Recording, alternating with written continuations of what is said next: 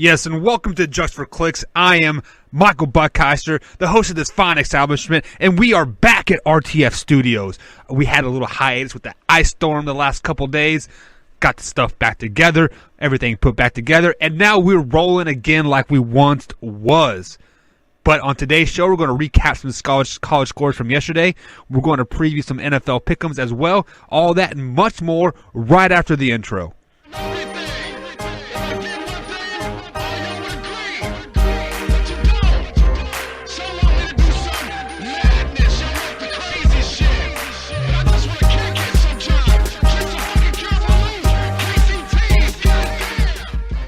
And welcome back to the show, guys. Like I said, I am Michael Buckheister. I am the king of the trolls, the king of the puns, the king of all kings. Like I said, we are back at RTF Studios now, and quite frankly, I couldn't be more happier. Back happier with the headphones on, happier in the seat, happier in front of the microphone. And I'm here to give you guys a great show as always. So, with all that being said, thank you guys. Thank you. It's much appreciated.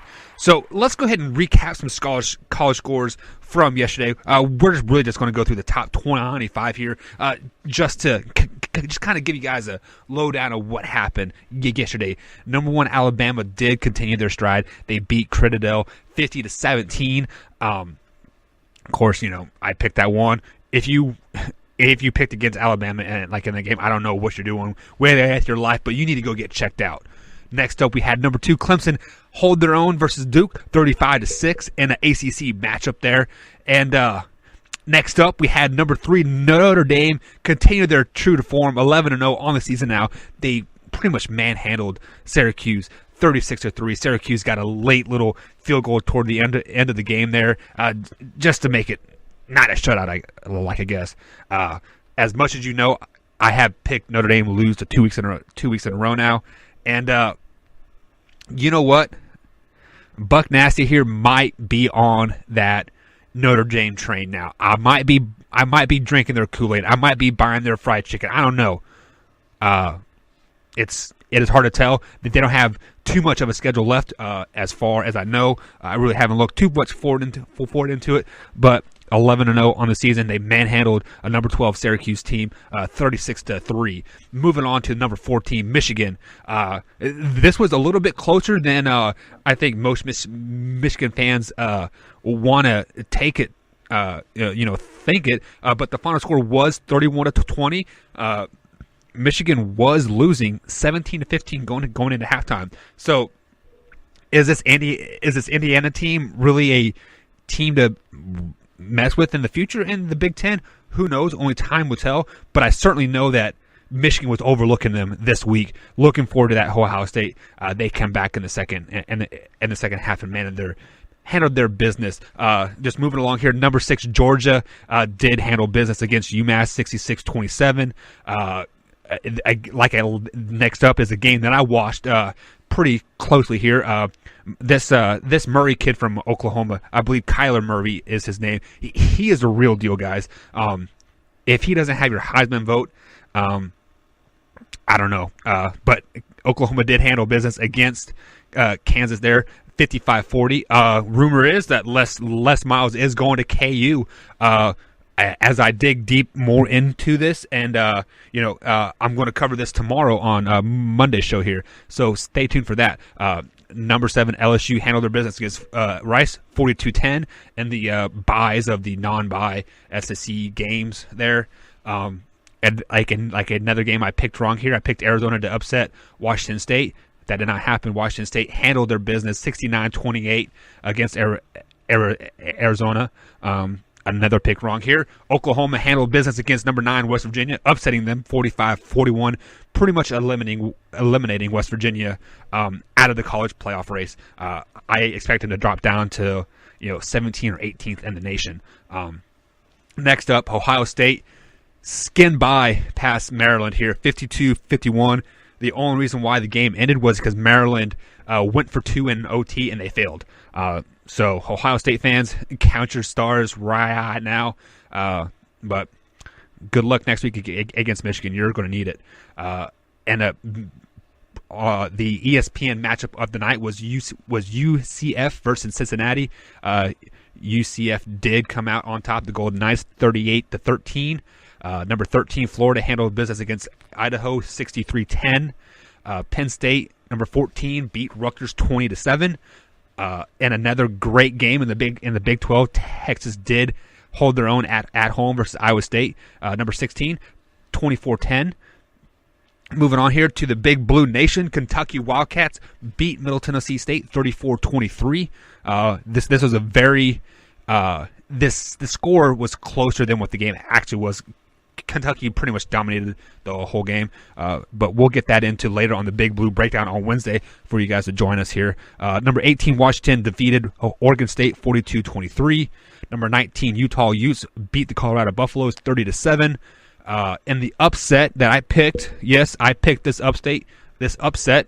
Florida State beat number 20 Boston College 22-21 in a thriller of a game. In the SEC matchup here, 21 Mississippi State beat Arkansas 52-6.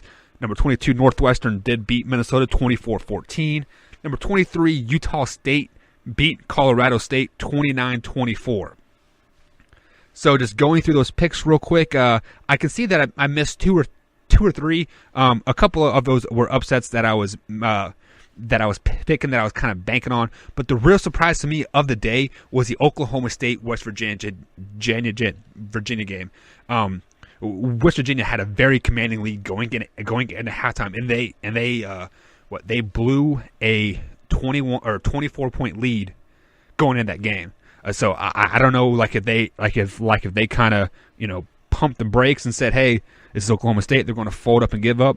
But those of us that are Big 12 fans know that that Oklahoma State just does not go away easy. So that game to me really raised my eyebrows. I think Will Grier, he did not. That loss probably played him out of the Heisman talk. That basically puts Kyler Murray in the driver's seat along with the Alabama quarterback Tau, however you properly say his name. I'm sorry if I butchered that, man, but nonetheless, those are the top 25 five scores. I will give you my wins and losses on Monday's show when we, pick some more games coming up in the week here. Just a few basketball notes, college basketball games. Kentucky plays VMI tonight at 6 p.m. on the SEC channel, so definitely feel free to tune into that. I obviously have my Cats winning fairly big. I'm going to say 20 to 25 points. I believe that they're kind of just going to go into cruise control, much after the 10-minute mark here. But let's go ahead and get on to the rest of the show here, and hang on one second. Just 4 clicks. And welcome back, guys. So let's go ahead and get into the NFL pick'em here. The NFL is slated with a few games today. Some good and some not so good. For those of you that missed that Thursday night game, you guys missed a thriller. Seattle did win 27-24. Aaron Rodgers led the way with 332 yards passing in the game. That was obviously the high passing game or passing stat of the game here.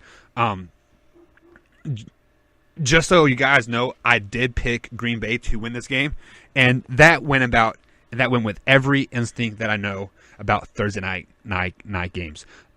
One thing, just some notes that I wanted to add on the Thursday show that obviously didn't happen because of the ice storm here. When you're picking Thursday night games, guys, always go with the home team. The defense does not travel well on Thursday nights. They have 3 or 4 days to prepare. Normally 2, because you play that Sunday. Monday is kind of a heel day. Maybe we'll watch some film. Tuesday is your practice day. Wednesday is light walkthrough practice, and you're playing Thursday. So you really have only 1 day of practice to really prepare for an NFL offense, and that's just really not quite enough time. So I went against everything that I knew, and I wanted the Packers to win, and it turned out to be a really good game. Usually on Thursday nights, they're really just blowout games, and it's very ugly, to be honest. I think the Thursday night games are the worst games that the NFL has possibly done. Don't get me wrong, I do love the Thanksgiving games. That is a different breed, though. Teams get excited to play on Thanksgiving Day now, but these regular season Thursday night games, that definitely need to do away with those games. They're overrated. They're usually very lopsided, really not very good games. Yes, shots are fired at the NFL, and just do away with those Thursday night games. I mean, we don't care about the money. Well, NFL does, or Fox does, whatever. But at the end of the day, we want good football games, and Thursday nights does not offer good Thursday night games. So, with that little bit of rant being over, let's move on to pick'ems for this week. First game up on the pick'em this week, we have Dallas at Atlanta. It is at Atlanta at Fox on 1 p.m. This is going to be a kind of a intriguing game. Both teams are 4-5. Dallas is coming off a pretty big win. Atlanta's come off a pretty big loss. So the NFL season is always broken up into four parts. You have your first 4 weeks, second 4 weeks, third 4 weeks, fourth 4 weeks. So, and that's just the way the season is. So we're in the third quarter of the CC season. This is where teams really start to separate themselves, and we can see that by the win-loss records. Teams already clinching playoff spots, etc. With the absence of Sean Lee, I want to pick against the Cowboys on this, but that new linebacker they had, Urshik, I believe his name was. His nine's kind of slipping my mind now. He impressed me last week. He really stepped up, really had a great game. I'm going to roll with Dallas on the road this game. I don't know why. I like Atlanta. I like Julio Jones. I like Matt Ryan. I'm just going to have to go with the boys on this one. So next up, we have Carolina Panthers versus the Detroit Lions. This game it's kind of a toss-up in my mind. Carolina is playing well, but Detroit at home always seems to be pretty solid. Cam Newton, I expect him to, kind of be Cam Newton himself. Throw two touchdowns, maybe throw an interception. Matt Stafford, maybe basically be either really good or really, really bad. That seems to be the only Matt Stafford that we seem to get. But some notable outs for today, like you have Marvin Jones Jr. For the Lions that are out, Michael Robinson that is out. Those are two kind of big targets that Matt Stafford has left. Basically, Panthers are 1-3 on the road, and the Lions are 2-2 at home. But my gut's telling me to go with the Carolina Panthers on this one. Everything's kind of weighing in the Lions' favor here, but I got to go with the Panthers. They just seem to be on the road. Seem to be on a roll, I should say. Next up, we had the Tennessee Titans at the Indianapolis Colts. 1.5 point game here. Favor in the Colts' possession favor here. Titans come off a huge win versus the Patriots last week. That puts them to 5-4. Colts coming off a win as well. They are 4-5. Just some. This one is a tough call. It is a division game. It is at home. What I really want to ask myself is Andrew Luck back? Is Andrew Luck going to be the Andrew Luck that we knew before? Is Mariota's elbows good? Mariota's missed a couple games, I do believe, possibly. But he did play last week, obviously, and beat the Patriots. I'm going to have to go with the Colts on this one. I like Indianapolis at home in a division game. It is hard for divisional opponents to win on the road. That's just the way it is. When you see a team twice a year, every year, you know how to play them. Crowd's going to be into it. Plus, it's a 1:00 game. I just have faith in the Colts. Next up, the two dumpster fires of the NFL right now: Tampa Bay at New York Giants. I'm gonna have to go with Tampa Bay. I just don't think the Giants have it in the tank anymore to play. I think they're kind of checked out. The coaching staff is definitely checked out. They're trying to get a top pick, and they were pretty upset about the win last week versus the 49ers. So give me Fitz magic. I do believe that the Tampa Bay Buccaneers are actually still in a playoff hunt. Actually, as crazy as that sounds, as they are 3-6, they're still kind of in that playoff hunt. So I think they're going to come out and play well. It's going to be cold. Well, shoot. Once again, I'm picking against everything that I know here. You never pick a warm weather team to travel on the road and play in the cold weather. You just don't do it. Tampa Bay is 1-4 on the road. Giants are obviously 0-4 at home. Their only 2 wins on the season are coming off on the road. So I'm going to flip that pick, guys. I'm going to flip it. Damn. Give me the New York Giants at home. I know I shouldn't do this. I think they're checked out for the year. But give me the Giants. Fuck it. Give me the Giants. Next up, you have Houston at Washington. They're both playing really, really well right now. Redskins are going through quite a lot of injuries. I believe they've lost 70% of their line. Peterson is carrying the load for them. Alex Smith is being Alex Smith, nice and conservative. He gets you a touchdown, no interceptions. He won't lose you a game, but he won't win you a game either.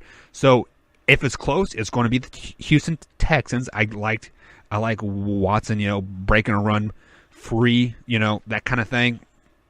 But like I said, Redskins are missing a lot of line. Like I said, I know 3 are for sure out. I think the other 2 are questionable. But give me the Houston Texans on the road, beating the Redskins today. I'm going to say by it's going to be a really close game by 2 or 3. Next up, you have Pittsburgh at Jacksonville. Jacksonville started off the season hot. They were the team. What's his face was calling everybody out. And then you had the Bell controversy and Steelers. But give me Pittsburgh 6-2. They are undefeated on the road at Jacksonville. Jacksonville, they're trying to find their way right now, and I don't have much faith in them. Give me the Pittsburgh Steelers. Yeah, and we're back into a divisional game here. Cincinnati at Baltimore. Baltimore is starting Lamar Jackson from reports, but they're going to do. They're planning on splitting that time with RG3 and Lamar Jackson. Flacco is out this week and possibly next week for sure. The injury report says he's doubtful, but I've heard multiple reports said he is out. AJ Green is out for Cincinnati, but Cincinnati is they're a solid team. They are not going to blow your mind by what they show you on the field, but they're not going to disappoint either. They are subpar. They are a mediocre team playing against a subpar Baltimore Ravens team. I feel Baltimore is kind of checked out for the season. John Harbaugh has already told that he is checking out at the end of the year. Joe Flacco is hurt. You're starting a rookie and splitting time with RG3, so they're going to consistently be looking over the shoulders, saying who's going to come and next, never going to get in a rhythm. Give me Cincinnati by 15. Next up, you kind of have another dumpster fire of the game. The Raiders. It says Oakland Raiders, but are they Las Vegas now? LA? Who knows? The Raiders versus the Arizona Cardinals. Raiders are 1-8. Cardinals are 2-7. Honestly, I think the Raiders are checked out as well. Jordy Nelson is out.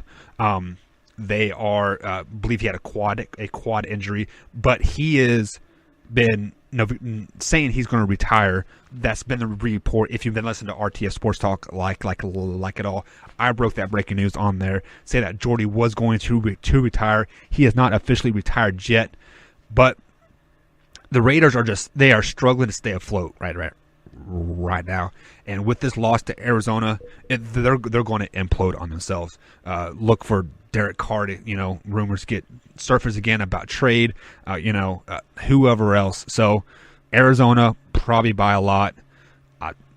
And then, it is just that's going to be a bad game to watch. Hopefully CBS, plays that Denver Charger game, which is the next up on the pick'em here. I'm going to have to go with the Chargers. They are probably the fourth best team in the NFL right now at 7-2. The Broncos are still they are a subpar mediocre team. They're going to beat your Raiders. They're going to beat the Cardinals, but they cannot hang with a team like the Los Angeles Chargers. Chase Keenum, yeah, he is just not your franchise quarterback. Phillip Rivers has been there, done that, knows how to do it. And with the Broncos, missing pretty much their starting defense at this point. Brandon Marshall's out. What's his that defensive end? Cannot think of his name right now. Von Miller, he is questionable. But also on the flip side, Antonio Gates is questionable for the Chargers as well. But he has not been as big as impact this year as he normally is. But give me the Chargers anyways. Now, possibly the game of the day that I think, Philadelphia Eagles versus the New Orleans Saints. The question is, does New Orleans keep on rolling? Does Philly find their stride? This I feel this is going to be a good matchup. This is the I believe it's the America's game of the week out there on Fox. Philly is 4-5, 2-2 on the road. Saints are 8-1, 3-1 at home, but they just knocked off a really good Rams team. They're rolling. Drew Brees is looking like an MVP caliber season. If he wasn't battling with Patrick Mahomes, which I think Patrick Mahomes will win it in the end. Oh, man, who do you pick? It's kind of a toss-up. Like at this point, Saints are healthy. Eagles not so much. Give me the Saints. In a close one though. I mean, it's going to be like 35-31 type of matchup. That Saints offense can't be stopped. So give me the Saints. By 7 points. Yeah, you can't go wrong with that one. Saints at home, they're always strong. Final pick'em of the game, you have a black and blue division matchup. I believe this is for first place, actually. Minnesota Vikings versus the Chicago Bears. The surprising Chicago Bears.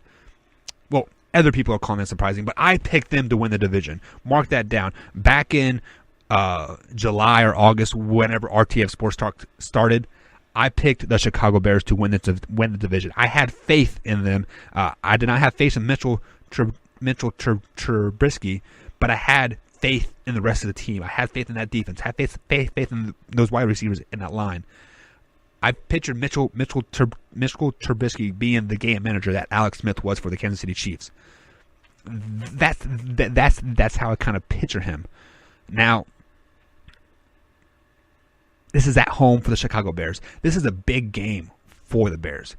If they win this, they're in sole possession of first place. They become 5-1 at home. They are in the driver's seat in that division. Packers lost Thursday. I believe they play. Let me check the schedule, but I do believe they play Minnesota Vikings twice in the upcoming weeks, if I'm not mistaken. I am checking on that real fast for you guys here. Yes, so they play them, this week and then week 17. So they beat them. They beat the Vikings this week. That puts them in the driver's seat in that division. That division is theirs to lose. The Lions are horrible. They suck. Packers are, the Packers are the Packers. But for some reason, they just aren't winning the games that they need to win to this year. They needed to win Thursday, and they didn't. So all the pressure is on the Chicago Bears this particular game. The Vikings been there, done that type of thing, but Kirk Cousins hasn't. So this is a good proving point for all teams here. Is Kirk Cousins worth that $187 million contract that he signed? Are the Bears finally the leader in that division a lock again? All that will be told tonight at 8:20 when they battle. But give me the Vikings. Yes, I know I picked the Bears to win. I've been hyping them up all year. Like I told you guys, the Bears. But they don't know how to win yet. They haven't been there. They haven't done that type of thing. Give me the Vikings on the road to beat the Bears, to become in a first place tie, and make that Week 17 matchup a meaningful matchup. And have them play for the division Week 17. It's going to be exciting in the end of the season. But tonight, give me the Vikings. Give me the Vikings with the points. Damn. With that being said, guys, this is Just for Clicks. I am Michael Buckheiser, the king of the trolls, the king of the sound effects. Access granted. Access is granted, but now access denied. Have a good day, y'all.